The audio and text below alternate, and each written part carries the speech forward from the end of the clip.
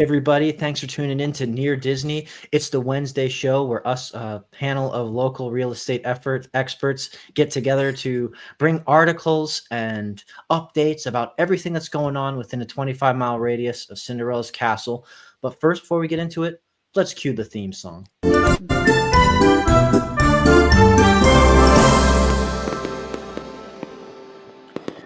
All right, everyone jumping into the stream as we're getting launched here. Tell us where you're watching from. We appreciate you and all your viewership. Feel free to comment, even if it's off topic to whatever we're talking about. This is just all about you and making sure that your Florida real estate questions and needs are met. Let's introduce the panel first before we get into it. I'm Elijah Lewis with Florida in Motion Realty, and on Near Disney, they call me the Prince of Real Estate. And I'll throw it over to the panel beside me. Hi, I am Sue Koptiev, and I'm also with Florida Motion Realty. And my name is Aurora, which is actually Sleeping Beauty. And you will not rest until you have found the perfect house for any of our viewers. Maybe I should add that to my moniker. I kind of like that. I don't sleep. Yeah, that's a good I one. got a marketing degree, so I'm all about slogans and catch pithy phrases. So down below we have. Hey everybody, Tanya my name is. Oh, go ahead, Tanya. You first. Okay, my name is Virginia Carlson with Florida in Motion Realty, and I am also Cinderella, and I am always looking to find your glass slipper fit with your next home. Oh, it's a good one, Wow. right? I love that. that's great. a good one. This is the quality content people tune into the stream for. There you go. And now you can take your turn, Tanya. I love that one. Oh my goodness. I'm That's Tanya awesome. with Florida in Motion Realty, and I am known as a Latin princess because I speak Spanish. Very not important. not skill as to have. fancy as you guys, but still. Oh, it's perfectly fancy. So as I see people jumping in, I'll just remind people that it is going to be Super Bowl Sunday this weekend. I hope that you all have made some fun plans. If you still are trying to figure out, where am I going to watch the game? Haven't put enough thought into it. I know life catches up to you. It's busy. You do. A lot of our viewers are from Celebration, Florida. The town that was built by Disney, and the new Celebration Brewing Company is going to have some great deals on their menu as well when they do the Super Bowl game watch party event. So the doors open at 4 p.m. for that. You've got 2 for $25 cheese pizzetta, $25 pitcher of world famous On Point, and then of course pre-reserved table options. You know, if you want to get that perfect angle for the television. So you can check out their website. Of course, that's February 9th, Sunday. And their website here, celebrationbrewing.com. They are located at 1601 Future Way in Celebration, Florida. Great opportunity to catch that. And let us know in the comments if you feel bold to who are you rooting for in the contest this Sunday. If you've got a team that you're going all in for. I will just say that I was born in Bristol, Pennsylvania, just a brief stint away up the Delaware River from Philadelphia here. It's a fine place, and that may influence my leanings when it comes to who I lend support to. I can't go for the Eagles. I can't. I'm a Patriots fan, true and true, born and raised in New England. So the Eagles just don't fly with me. Yeah, you sound like the Big Lebowski. I hate the Eagles. Well, I don't hate anyone. I'm just saying, like, I don't know. Being a Patriots fan, I can't go for the Eagles, but I don't know. I mean, hey, the Eagles beat the Patriots a few years ago in the Super Bowl, and I'm still a little bitter about that. But so I guess I'm for Kansas City, but okay. The enemy of I guess I don't really have a my horse in the race, friend. but I do love football, so I definitely will be watching because football is like one of my favorite things to watch. So okay, but just meanwhile, we're going to keep you updated on some local events, just things that are happening around the Disney area, and not just Disney, of course, but SeaWorld is in our backyard as well. So Sue, you had something to say about that. I do. And for those of you who haven't been to SeaWorld or haven't been in a long time, it's a really fun park. I mean, I just really enjoy it. The shows are amazing, and they've made some really positive changes as far as seeing how the animals are cared for and how healthy they are. It's just been really amazing to watch. So, but I wanted to highlight with you the Seven Seas Food Festival. It returned on February 2nd, and I don't know what this is like. My husband and I plan to go on Friday, and so I can fill you in next week. But it's 200, excuse me, 200 delectable food and beverage offerings. And there's also a pretty decent lineup of concerts. So take a look at that. You can go on their website. You can search Seven Seas Food Festival. There's just a lot of information. It goes all the way through May 19th. So you've got a little bit of time. And I want to let you know some of the foods that are new this year. So are you Please. ready? This is like tell football us what's food. new. Okay. Fried pickles with Texas petal sauce. Now, I don't know what petal that is. Rose petal? Who knows? We'll see. New whiskey maple bacon cinnamon roll. That's calling my name. New bangers and mash. St. Patrick's Day nachos. And they have a new tempura battered sushi. So that kind of rings a bell with people who like fish, right? New deep fried dumplings and new boudin balls with remoulade sauce. So, and then there's got the Infinity Market, or excuse me, the Indian Market, the fish market, the veggie market, Half Pipe Pavilion has got the, the drinks for you. And it just sounds to me like a lot of fun. And so I am looking forward to that. That is, because I love the food festival at Epcot. And you can't go wrong with food at all. I mean, there's so many good things to try, but this also looks like it's going to be really interesting. So I'm going with a very empty stomach. That's all I can say. I'm glad you brought up SeaWorld, Sue. I took my kids to SeaWorld over winter break, like during Christmas. For the day, and we hadn't been to SeaWorld in years, and it was a lot of fun. Like their rides are great, and just the atmosphere. It's really it wasn't super crowded, and it was just like a really pleasant, like nice day. And I will say the Kraken is the best roller coaster there. That's what I've heard. Yes, that one was my favorite. It was super crowded last time we were there. We were there when the Citrus Bowl was going on. And then there was also like major convention type thing going on, but my cousins were in town from North Carolina. So that was when we need to be there. Yeah. But yeah, no, it's great. It's really fun. So my family and I had a pass for 2 years and we enjoyed it so much. Yeah. It's definitely a fun park. And it's also more affordable than other parks. So exactly. And we did a thing like where when I bought the tickets, I added on the unlimited food option, which was only like, I think it was $30 a person, but like we went to like every single restaurant that we went to because we were there all day. So, the kids, they wanted to eat a couple times and it was all included. So it was a much better deal than doing a la carte because it would have been kind of pricey, but and they honored it all day long and we were there until almost 9:00 at night. It was an all day. Wow. It was a lot of fun. Definitely worth it. Fantastic.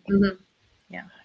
I've seen local reporting outlets put SeaWorld at the top of the attractions list sometimes. Yeah. So they're definitely nothing to sleep on.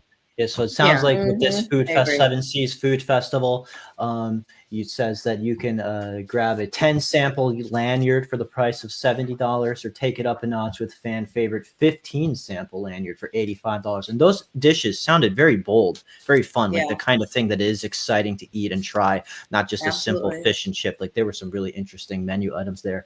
32 live performances from a wide variety. Had just 90s throwbacks and rock and hip hop and Latin. Ludacris, Kool and the Gang, Hoobastank, Warrenton, the Night Ranger, Newsboys. So Newsboys, yes. Quite Gloria Gaynor. Oh, yeah, yes, absolutely. So that's a lot of fun for sure. Yeah. So, Virginia, I'll throw it up to this update that you have for our Okay. Disney area when it comes to some acceleration for I-4 to ease congestion Yeah. between Disney World and Champions Gate. We gotta get to the Woohoo! mouse as easy as possible. Yeah, this is exciting news because the Florida Department of Transportation has been talking about the moving I-4 forward plan, and initially it was intended to be completed within the next 10 years, but they have accelerated the project, especially the area of congestion between World Drive or Celebration and Champions Gate. It can be a little bit congested, but they're going to add 2 extra lanes on either side. And this project is supposed to be completed by the end of 2025, which is great news. It just always seems to be a little bit, backed up in that, like, it's like a few mile stretch, but adding these lanes will definitely alleviate that pressure. And that's just good news for getting around, being able to get to the parks or get to, your new home that you want to buy, and Yes. all the different areas. I know when you want to live near Disney, part of Yeah. it is that you think that closeness equals a short commute, and when there's traffic, it's like, what's the point of being close if it's still going to take a long time to get somewhere? So we'd love to see action being taken on these kinds of roads to expedite you and the fun. And so the project is in and around like what we talk about, the 25-mile radius of Cinderella Castle on I-4, and there are 5 projects in total focusing on different areas of the I-4 stretch. And so in total, the 5 projects should be completed, they say, by 2027. So we're looking at only a couple of years, and in total, the whole project will be just a really nice, add nice flow to the traffic in the area. So it's definitely good news. We're excited about that. Yeah, Sure. very exciting. Mm-hmm. And in the meanwhile, if you need to know about shortcuts into Disney, just yeah, we have those too. Let us know. We do. Absolutely. It's not all glim. So speaking of your house being close to the parks, of course, you have a housing market report update, Sue, that I think you wanted to share with us. I do, and it's probably going to be easier for me just to read some of the highlights. Sure. So Florida Realtors, you can see this website, just released its statewide housing market statistics for for November of 2024. So not too long ago, but what they showed was actually pretty strong reads in what's happening in the market. So new listings of single family homes were up over 7% compared to a year ago. So that's just compared to a year ago. And then the largest year-over-year increase percentage since July. So, and then condos and townhomes saw their largest year-over-year increase in July as well. And since July as well, raising by 5.5%. So there were a couple of really interesting things in here that I thought I didn't expect it to look this good. So I was kind of excited. Some of the housing prices, some went up, some went down, depending on whether you were buying or selling. But the statistics give us, a reason to be optimistic about what is coming, down the pike with our real estate in this area, in this Central Florida area. So let's see, the mortgage rates did hit recent lows in September. They did increase. But that doesn't seem to be affecting the sales overall. And I wanted to give you let's see, where was that? Smallest year over year in decline in new pending sales for condos and townhomes. And so before that, they had been down by double-digit percentages. So things are, really starting to look up. So the median home price right now, or for November, it's probably pretty close right now, was $410,700. And so that's still a really good, strong market if you're talking about single family homes. But again, we have everything here. And it's amazing how much is out there. And if you really start diving in and looking, you've got so much availability, whether you want new construction or if you want to buy a resale home. So there's just tons out there. So call us, Absolutely. text us. Yes, I think that's great news, and appreciate you sharing that market update. We try to balance our local events and our real estate updates here.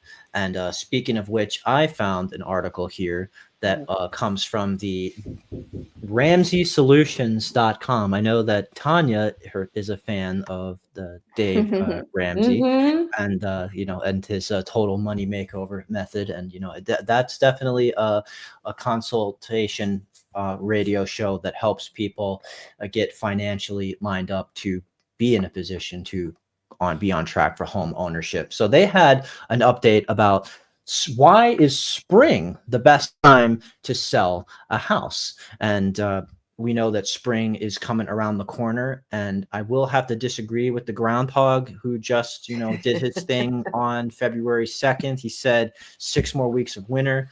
It was very hot today, and Yeah, as I don't think compared that to two applies to weeks ago in Florida. Florida. So I think that Florida has its own Yeah. thing. We need to like get a flamingo to see its shadow or Yeah, something. exactly. So we do our own we do our own thing around here. But he, of course, Ramsey's going to supply his sardonic humor to his market analysis. He's saying that spring and homes go together like smartphones and distracted teenagers. So real estate agents and the National Association of Realtors saying that spring is the best time to sell and even buy a house. It boils down to supply and demand. It's the best time to sell because that's when the most people want to buy, making demand high in the spring market. When more people are looking, there's likely to get more interest, more offers, higher prices, and perhaps sell quickly, fewer days on the market. These are great things. No one wants their house to sit for long. So why is spring more popular? March and April just around the corner. If you want to get your ducks in a row in order to start prepping and preparing listing documents and all of our marketing efforts that we put to work for you to catch it right at the start of spring, because it's about number one, timing. Lots of buyers want to settle into their new home before the school year starts. There's just a lot of sympathy for, not wanting to displace young ones in the middle of a school year. And that, I've seen it ourselves. Like somebody dragged their feet and then they just decided, oh, we have to wait all the way until next year because we didn't move in order to make things line up with the school year. And they could have been on track for their new life that they wanted even sooner. So basically get it done in the spring so you can be ready for the summer. Number two is the weather. It's pleasant in the spring, especially here in Florida. And when home buyers have been cooped up all winter watching reruns of House Hunters, they're ready to go look and buy their own home. But really, I mean, when it comes to the cold, when it comes to the snow and the rain, it's just like people just aren't feeling it. Like I've seen people cancel showings, cancel open houses, just because the weather was bad, and realtor events. So if you're in a time where there's going to be as few weather and mood and vibe barriers to getting eyes on your listing, that's a great time to put your house on the market. Number three, that's why it's a prime market. The abundance of buyers and sellers is good for everyone. Win-win. When more homes are for sale, buyers have more choices. So basically they ranked here the seasons in order, and of course according to them with 100% accuracy. No, that's it's always a variance. Sometimes we get surprised when they say like winter's at the bottom. They say spring, summer, fall, winter. Not the same order that Carole King and James Taylor sing it, but it's but winter, spring, summer, and fall. Yes, All you have to get do it. We got call, that. and I'll be there to sell your house. So Sorry. Elijah and I were out doing a video today in the hot sun. So our brains are a little warped. So the sense of humor is definitely flowing free. All right. Especially with him. The goal when selling your house is to maximize your profit. So, figuring out the best month to sell is a great advantage. For 2023, the median home sales price grew from each month from February to June. So they went up the most from May, around May, from 396 to 410. And then after June, they saw price flattened and even decrease. And so basically, we want to catch that momentum on the way up. And of course, Florida is in their chart for percent increases from the previous month in the spring season. So, hey, I just love to see that kind of data. It just goes to show how we crunch the numbers here for you. And we really try to apply our market research and expertise to get that sweet spot. And I do want to say thank you to Ryan, who just commented, say that you love our show and shared a bunch of encouraging emojis. Thanks. Appreciate you, Ryan. Thanks, Glad we Ryan. can deliver enjoyable content, even if my bad humor can That's be cool. a bit of a drag sometimes. And with that, I want to throw it over to Tanya, who has another article from FloridaRealtors.org about buyers in this market as well. Yes. So I found this article about how to secure the best mortgage rates. And, we know that the mortgage rates have been dropping a little bit. So what do we do as potential buyers to improve our credit score and get the best mortgage rates? Number one is to check your credit score at least once a year. That is one of the biggest factors that lenders consider when lending you money. And so getting your credit report every year is really important. I know that there's a few companies out there that you can do that for free once a year. Yes. And it doesn't hurt to monitor it anyway to see if there's been any difference, from year to year. Another thing you can do is lower your debt to income ratio. Lenders want to see that you have a healthy balance between what you earn and what you owe. So if you pay down those credit cards, I know that we all overdo it over Christmas, but if you start paying down those credit cards, then that's going to help your debt to income ratio. Another thing is to maintain a stable employment history. That helps. I know that for people who are self-employed, this may require additional documentation, but the banks want to see consistency in your income. So if you're thinking about switching jobs or making a move, it might be time to hold on that plan and maybe maintain your employment consistent until you can get your mortgage. Then, if you want to make any changes, that's okay. But at least until you get the mortgage, it's okay to maintain the same job if you can. And shop around for rates. That's another great option. Not all lenders offer the same rates. Even a slight difference in percentage points can make a huge difference. It can save you thousands over the life of your loan. So definitely do your research and compare lenders. We know quite a few that can help you. So if you need any recommendations, we are here for you. And remember that preparation is key when securing the best mortgage rate. So if you're thinking about buying a home this year, you may want to get a few ducks in a row in order to do that. And we're here to help and assist you with that transition, make it smooth for you. Yes, absolutely. Absolutely. Hey, Elijah. So can I piggyback on what you were talking with the best time to sell your house is spring? And yes, obviously statistics show that, year after year, that is true. But we would never tell you not to put your home on the market if you are looking to make a change and it's not, March, April, May, or June. I have a prime example of that. I have a wonderful couple from up north that had family, have had family down in Florida, had more family move down here. And they wanted to get out of those long winters and cold winters. And initially they were going to put their house on the market the day after Super Bowl. And instead, I talked them into giving the market a try. And they are moving into their new house here in Celebration next week. Wow. So, Wow. you just never know. And so Right. it has been just a wonderful experience watching that unfold for them. And, it wasn't, there's hurdles here and there, but I'm just really glad. I'm really, really glad, really excited for them. They just cannot wait to be here. And they're so excited to be a part of, what we have here in Central Florida. So, and they're awesome. If they're watching, you guys are great. So. Wow. Yeah. Well, yeah, that's absolutely, like you said, it's, even though the Ramsey website joked that it was 100% science, it Yeah, is right. of course very variable. I mean, just had a gentleman I was showing properties to in Celebration from Maine, and it is around 20 degrees there right now.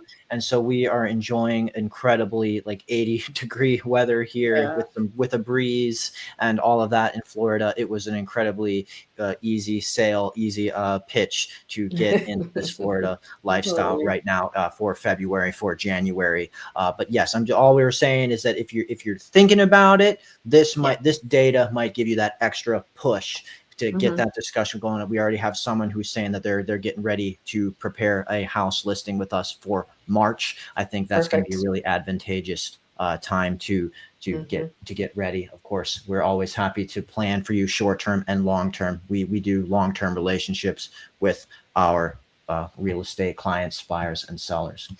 Absolutely. And so we tried to give you a little bit of that Super Bowl coverage. Right around the corner as well, of course, is going to be Valentine's Day. We've tried to prepare you as much as possible for that. Virginia, you found a fun article about that as well. But enjoy this separation while it lasts, because I believe in 2027, Super Bowl Sunday and Valentine's Day are going to be on the same day. And that's going to be the war of the genders, I believe. It's going to be very unfair, precarious time. Wow. So 2025, we have that nice gap period between the two. Yeah. So, I mean, if you're looking so Valentine's Day is just over a week away. And most of these websites, if you go on them, I was actually looking at a bunch of them today. Most of them, if you want to order things online, if you order by Friday, they're saying the 6th, or no, tomorrow's the 6th, or the 7th, they can typically get you these things by Valentine's Day. So you have about a week and a day. And there's just talking about other options for, other than flowers and chocolates, or, the definite favorite of like a teddy bear holding a heart that says I love you, that you get at like Walgreens. You really only give away like one of those like only so many times, right? Exactly. So like if you want to be a little bit more creative, there's pajamas are always a good thing. And I'm impressed that this lake pajamas, I actually have some lake pajamas, and they are probably the most comfortable. Like they're amazing. And I was psyched they were on this list. So, because women love, nice loungewear pajamas. So that's always a good option. And this article just had, and I found this on people.com. So if you want to reference it. Okay. Gentlemen, this woman's giving you the cheat code directly. Yeah. Or like, maybe a little purse or something. I don't know, if you want to get a male person a Valentine and they need a new wallet, that's a good option, because maybe you don't want to buy chocolates all the time. There's a wine of the month, or like a wine every day kind of club thing, where you can have like a little sample of different wines for the whole month of February. If you want to do something like that. I love like if you can find, and they have come a long way, artificial flowers.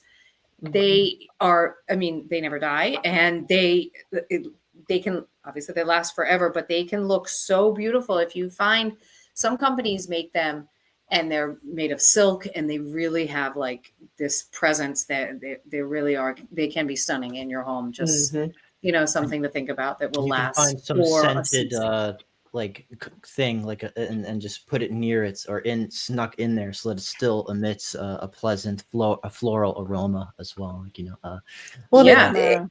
It's always good. Those are always amazingly great for people who are snowbirds or who don't live here all the time. Yeah, if they want to decorate their home, it's a win-win, because they don't die while you're gone. It is. And they really have, like, they used to look so fake and cheesy, years ago, but now they really have kind of perfected these flowers that it's impressive how real and lifelike they look. And like you said, if you going in and out and leaving, but you always kind of want to have that, presence of a nice arrangement in your home. That this is definitely the way to go. Yep.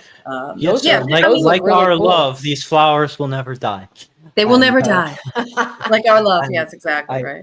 I do appreciate that this editor for people.com has really kept things like budget restrained. She didn't go hog wild like my life has no price, $20 at Amazon. Yeah, I Under mean, $200, under $100. There's a lot of right. fun. Like there's a cute pair of creative earrings ideas. that are 70. I mean, just things that are, going to stay, because, we just had Christmas and Valentine's Day, Exactly. don't necessarily want to like break the Just a bank cherry over it. on top rather than a Yeah, second just course. like a little something. Yeah.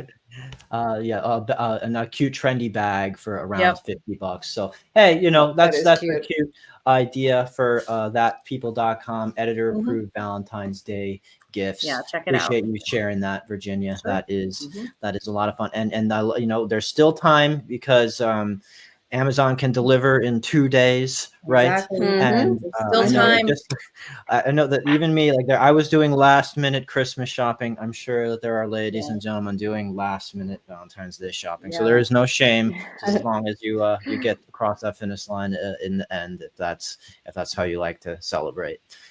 And with that, we've hit the 30-minute mark. I think we've Yes. delivered some good content for you, and of course, appreciate your like and subscribe. If you hit the like button, it helps. We're trying to get to a mission to 10,000 subscribers to get boosted and really continue to deliver this great content for us. It does a whole lot for us. Next week on the Wednesday show, we're going to have a guest interview. A gentleman is going to go over the program called Cash for Keys, which is going to help you get some funds up front, to get to closing as easy as possible and make your offer look as strong as possible. Like we were talking about before, lenders can matter, different programs, different rates, different creative ideas. So we love to bring as many people from our Rolodex and our contacts to you. So he's going to be great. Hit the like button and subscribe just so that you don't miss our opportunity to bring that coverage to you, and as well as the great videos that we're going to continue to bring. Sue and I, we just went out to the Horizon West area and recorded some coverage of new construction. We're really happy to go out and share more of that with you. So we're just going to keep it on going. You guys are who we do it for. And so please, we welcome your feedback. And with that, I think we'll say our goodbyes and throw it over to Kim, the fairy godmother of real estate, to sign us off. See you next time. Good night.